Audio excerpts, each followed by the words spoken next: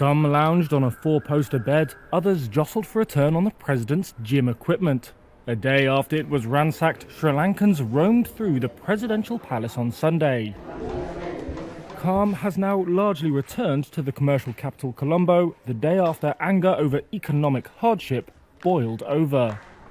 Protesters stormed President Gotabaya Rajapaksa's official residence, prompting him to announce his resignation.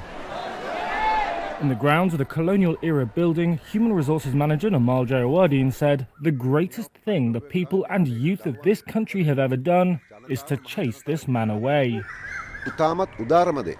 In contrast to the luxurious surroundings, many Sri Lankans have been struggling to make ends meet.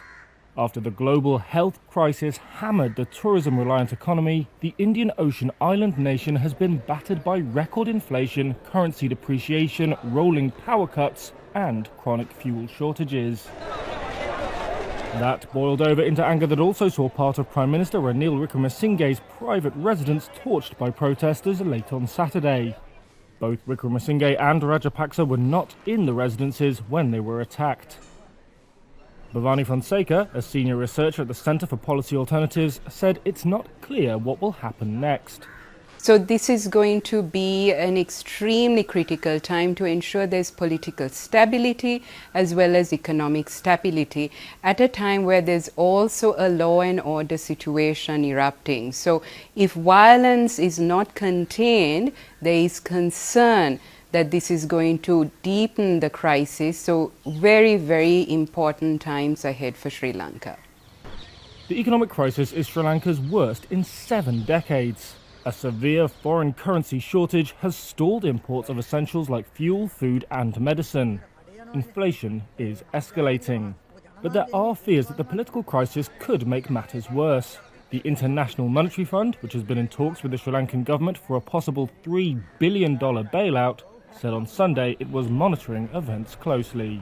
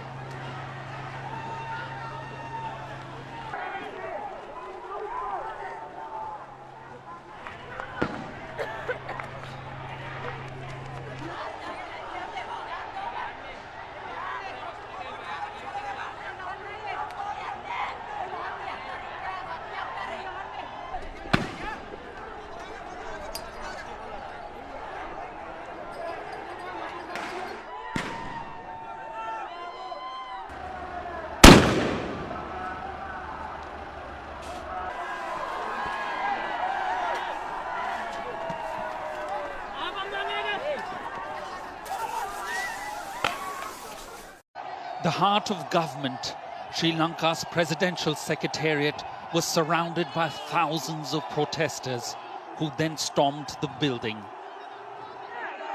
From the morning, clashes between protesters and security forces have taken place across the capital city, Colombo. Undeterred by tear gas, police firing in the air and water cannons, protesters gathered to march on the president's house to force him out of office.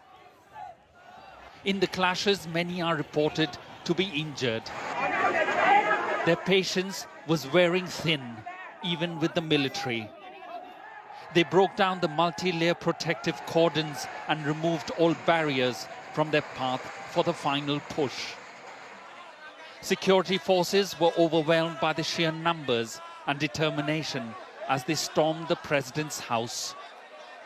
Some carrying the nation's flag, they walked through the gardens and many rooms and corridors of the building, warning their president to go.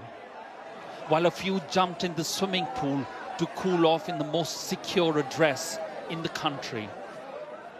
President Gotabaya Rajapaksa had earlier been evacuated to an undisclosed location. Temple Tree, The official residence of Prime Minister Ranil Wickremesinghe was also stormed by protesters, while his private home has been set alight. The anger against leaders is palpable. After an emergency meeting, the Prime Minister has agreed to step down for an all-party government to be formed. What they did was they were trying to be in power using various methods. So today, the people who were in the struggle, they entered the President House possibly and took it into control. The island's 22 million citizens are facing the worst ever economic crisis, which has triggered shortages of food, medicine and fuel. The deep-rooted economic problems have remained unaddressed for decades, and the Rajapaksa government's mismanaged economic policies has left the country virtually bankrupt. The government is now in talks for a $3 billion bailout with the International Monetary Fund. But for the moment, it's ordinary Sri Lankans who will have to bear the brunt of the worst man-made disaster the country is facing. Neville Lazarus, Sky News.